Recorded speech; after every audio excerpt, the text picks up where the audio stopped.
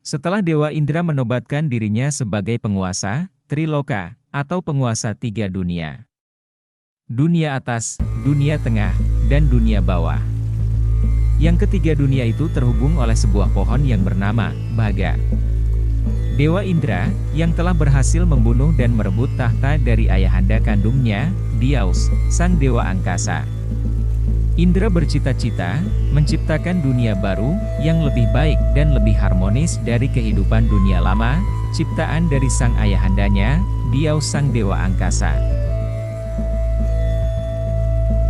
Dalam menciptakan dunia baru yang lebih indah, semula Dewa Indra menciptakan laut, danau dan sungai dari darah Dewa Dyaus yang mengalir. Kemudian, ia menciptakan gunung-gunung dari tulang belulang ayahandanya. Kemudian, dari gigi, rahang dan patahan tulang, Dewa Indra menciptakan batu-batu karang dan kerikil. Lalu, untuk melengkapi dunia ciptaannya, Dewa Indra mencipta langit dan pagar-pagar batas dunia dari tengkorak dan dari mata Dewa Dyaus, ayahandanya. Kemudian dari cerita mitologi Shaka dan Celtic. Pada awalnya Dewa Indra mencipta makhluk insani laki-laki yang bernama Tusita. Ia ditempatkan oleh Dewa Indra di dunia tengah, di satu tingkat di bawah dunia para dewa-dewa. Tusita yang merupakan makhluk insani laki-laki ciptaan Indra, kemudian menikah dengan perempuan dari bangsa Peri Quendi Elven. Yang lebih dulu, para bangsa Peri telah menjadi penghuni dunia tengah. Peri itu bernama Peri Arya Emulia. Dari perkawinan makhluk insani Tusita dengan Aryae dari bangsa Peri Quendi El, terlahir seorang putra yang diberi nama Manu. Manu memiliki ciri fisik seperti ibundanya, Peri Arya Quendi El. Ia memiliki kulit yang putih, bermata kelabu, memiliki rambut berwarna menyerupai emas, dan berhidung mancung. Ia juga disebut dengan nama Manu Putra Aryae, yang berarti Manu, putra dari makhluk mulia. Manu yang terlahir dari pasangan Tusita, makhluk ciptaan Dewa Indra dengan Peri Aryae dari bangsa Peri Quendi El. Setelah beranjak dewasa, Manu menikah dengan perempuan dari kalangan makhluk setengah peri dari golongan Peri Half Elven yang menjadi penghuni lembah Sungai Darya yang bernama Peri Aghatirsi. Kemudian, dari pernikahan Manu dengan Peri Aghatirsi dari golongan Peri Half Elven, terlahirlah makhluk insani perkasa yang bernama Ingaefones. Dan dari makhluk perkasa, Ingaefones, putra Manu inilah, yang setelah berabad-abad di zaman kuno, kemudian melahirkan bangsa Frankia, yang tinggal di Sungai Renos. Yang juga melahirkan bangsa Gotik, yang tinggal di daratan Skandinavia. Yang juga melahirkan bangsa Varangia, leluhur dari bangsa Viking, yang mendiami tanah Rusia. Yang juga melahirkan bangsa Teutoni yang mendiami sepanjang pantai-pantai di Laut Baltik.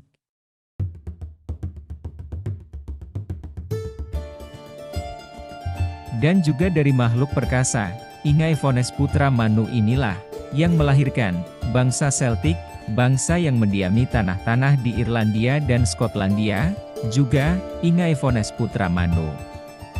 Dianggap sebagai leluhur yang juga melahirkan bangsa Brigantes dan bangsa Herminones yang mendiami wilayah daratan dan lautan yang disebut sebagai Midlands atau tanah wilayah Inggris, tanah Yunani dan Jerman di zaman kuno.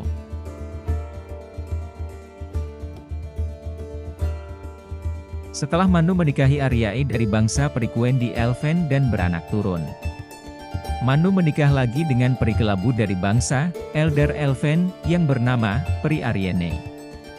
Dari perkawinan Manu dengan peri kelabu Aryene, mereka menurunkan bangsa Edain yang kemudian beranak pinak menjadi bangsa-bangsa Marsiae, bangsa Gambrie, bangsa Lombardi, bangsa Vandali dan bangsa Burgundiae. Bangsa-bangsa inilah yang kemudian mendiami lembah Pomerelen di Eropa Tengah. Kemudian Manu menikah lagi dengan kalangan peri biru dari bangsa Flea Elven yang bernama Perinemete, putri dewa Honir dan Lodur. Dari perkawinan Manu dan Perinemete, mereka melahirkan suku-suku Aes, yang kemudian beranak pinak menjadi suku Bastarna, suku Helvetii, suku Anglia dan suku Saksona. Mereka kemudian mendiami tanah Angel-Saksonia di tanah Inggris Raya kuno. Setelah berabad-abad lamanya, para keturunan Manu berhasil berkembang biak dan melahirkan suku-suku dan bangsa-bangsa kuno di dunia tengah. Mereka dikenal dengan nama Manusa, yang berarti para bangsa-bangsa keturunan Manu. Mereka juga dikenal dengan nama dari ibu mereka, Arya, yang berarti makhluk insani unggul yang terlahir dari perpaduan makhluk insani fana dengan makhluk peri, yang berasal dari bintang-bintang yang bersinar cemerlang. Setelah para manusia atau keturunan Manu atau bangsa Arya keturunan peri tinggi telah berkembang dan menyebar di segala pelosok negeri, mereka menjadi pemuja Dewa Indra yang dianggap sebagai bapa pencipta leluhur mereka Manu. Dewa Indra ditempatkan sebagai dewa tertinggi para manusia keturunan Manu atau bangsa Arya. Dewa Indra dikenal dengan dewa godam petir, penguasa angin dan laut, penjaga matahari dan hujan, dewa pemberi kesuburan dan juga dewa perang. Para manusia keturunan Manu dan Arya, mereka berhasil menciptakan kebudayaan tinggi. Mereka menciptakan seni, mereka merangkai filsafat, membuat bangunan-bangunan megah juga membentuk pemerintahan. Dan Dewa Indra, sang pencipta leluhur mereka, selama berabad-abad lamanya disembah dan dipuja sebagai sesembahan utama yang bertempat di dunia atas di alam kedewataan tempat bersemayamnya para dewa-dewa. Akan tetapi, seiring bergulirnya zaman, tanpa terduga muncullah dewa lain yang berasal dari pohon Yggdrasil, yang bernama Dewa Thor putra Odin. Thor putra Odin menantang kedudukan kedewataan Dewa Indra putra Dewa Dyaus. Sehingga terjadilah perang yang dahsyat di alam atas, alam para dewa. Thor putra Odin yang bersenjatakan godam petir yang juga terkenal sebagai dewa perang, berhasil mengalahkan Dewa Indra dan merebut tahta dewa tertinggi dari Dewa Indra. Akibat kekalahan Dewa Indra yang bersenjatakan petir melawan Thor yang bersenjatakan godam petir, setelah perang yang terjadi antara para dewa yang menggemparkan dunia atas, dunia tengah dan dunia bawah, Dewa Indra putra Dyaus tersingkir dari alam kedewataan di dunia atas, dan kedudukannya digantikan oleh Dewa Thor putra Odin. Dan Dewa Thor memproklamirkan diri menjadi dewa tertinggi sebagai sesembahan utama para manusia atau keturunan Manu dan Arya. Juga, akibat kekalahan Dewa Indra atas Dewa Thor, lambat laun, seluruh para keturunan Manu dan Arya dari bangsa Frankia, bangsa Gotik, bangsa Celtic, bangsa Brigante, bangsa Marsie, bangsa Lambordie, bangsa Helvetii dan bangsa Anglia dan Saksonia, yang telah lama mendiami di tanah-tanah Eropa kuno. Mereka semula yang selama berabad-abad memuja Dewa Indra putra Dyaus sang dewa petir, berganti menjadi pemuja Dewa Thor putra Odin sang dewa godam petir. Hanya para manusia atau keturunan Manu yang berasal dari perikuan di Elven, dari bangsa Istaifones yang masih tetap setia memuja Dewa Indra sebagai sesembahan dewa tertinggi. Namun para manusia atau keturunan Manu dari ibu Aryae sang pemuja Dewa Indra, lambat laun, mereka terdesak oleh para manusia pemuja Thor yang telah menyebar di tanah-tanah Eropa kuno. Setelah terdesak di dunia tengah oleh para manusia pemuja Thor, pada akhirnya anak-anak keturunan Manu dari ibu Aryae, pemuja Dewa Indra, mereka memutuskan untuk pergi ke tanah bumi selatan, meninggalkan tanah air mereka, menuju tanah harapan baru untuk melanjutkan kehidupan. Mereka para manusia pemuja Dewa Indra, berbondong-bondong bergerak menyusuri pegunungan Paropamisus hingga ke pegunungan Aresura. terus ke arah selatan menuju Gunung Tirikmir, hingga ke pegunungan Himalaya. Setelah menempuh perjalanan selama bertahun-tahun, setelah meninggalkan tanah kelahiran mereka. Setelah melewati pegunungan Himalaya, dengan menyusuri celah Gunung Heibar, para manusia keturunan Manu berhasil menemukan tanah baru yang dilimpahi kesuburan di tanah bumi Jambudwipa. Namun di negeri barunya, telah tinggal dan hidup selama ribuan tahun, adalah para makhluk insani keturunan Dewa Daksha. Para makhluk insani keturunan Dewa Daksa yang telah mendiami tanah Jambudwipa. Mereka lah para bangsa raksasa keturunan dari Dewi Raksha. Para bangsa Danawa keturunan dari Dewi Danu. Para bangsa Daitya keturunan Dewi Diti. Para bangsa Naga keturunan Dewi Kadru. Para bangsa Buta keturunan Dewi Kroda. Dan, dari semua bangsa-bangsa keturunan Dewa Daksha. Sejak berabad-abad silam, mereka adalah para pemuja Dewa Siwa, Dewa Brahma, Dewi Durga, Dewi Kali dan pemuja Dewi Jagat Gauri. Sehingga terjadilah perlawanan antara pendatang baru para makhluk insani, manusia, keturunan Manu, yang berambut emas, berkulit putih, berhidung mancung dan bermata kelabu, yang memuja Dewa Indra sebagai dewa tertinggi. Dengan makhluk insani para Jalman, penghuni lama tanah Jambudwipa dari bangsa-bangsa keturunan Daksa. Yang memiliki kulit gelap, berambut ikal dan berhidung kecil. Yang menjadi pemuja Siwa, Durga, Kali, dan pemuja Dewi Jagat Gauri.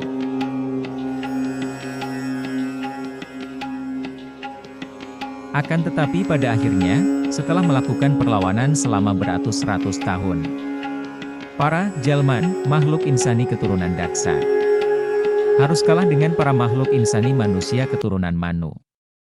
Sehingga tanah Jambudwipa yang subur, perlahan berhasil menjadi wilayah kekuasaan para bangsa manusia.